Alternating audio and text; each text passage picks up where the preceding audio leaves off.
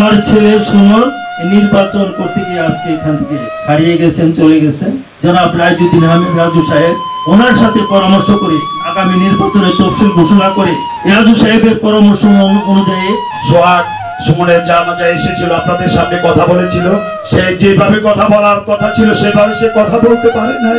তার মনের আবেগটুকু আজকে আপনাদের কাছে সুমনের শ্রদ্ধেয় বড় ভাই। আপনারা দেখছেন তাজা খবর 24।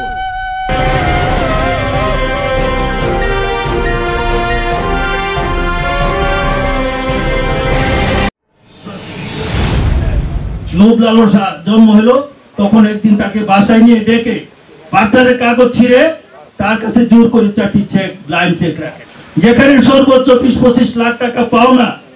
এখানে তার বিরুদ্ধে 2 কোটি টাকা মামলা দিয়ে তাকে জেলে পাঠাইছে।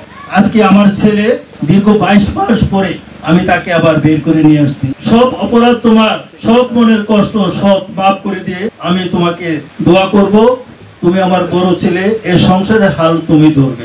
এবং আমার ছেলে সুমন নির্বাচন করতে গিয়ে আজকে এখান থেকে হারিয়ে গেছেন, চলে গেছেন। এই বিষয়ে আমাদের যিনি লিডার জনাব রাইজুদ্দিন আহমেদ রাজু সাহেব ওনার সাথে পরামর্শ করে আগামী নির্বাচনের তফসিল ঘোষণা করে রাজু সাহেবের পরামর্শ অনুযায়ী যাই কিছু করতে হয় আমরা করব। আপনারা ইনশাআল্লাহ আমাদের জন্য দোয়া করবেন। তারই বড় ভাই যে কোনো ঝামেলায় একটু সমস্যায় ছিল। সোহাগ সুমনের জানাজায় এসেছিল, আপনাদের সামনে কথা বলেছিল। তখন সে যেভাবে কথা বলার কথা ছিল সেভাবে সে কথা বলতে পারে নাই।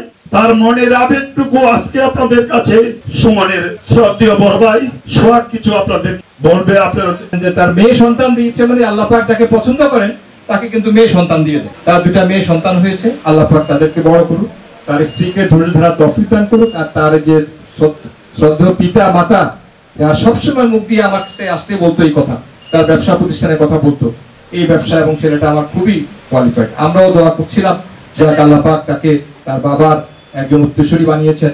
আমি দোয়া করছি আল্লাহ পাক যাতে তাকে জান্নাতুল ফেরদৌস নসিব করে এবং তার পরিবার পরিজন সকলকে যাতে ধৈর্য ধরা তৌফিক দান করে।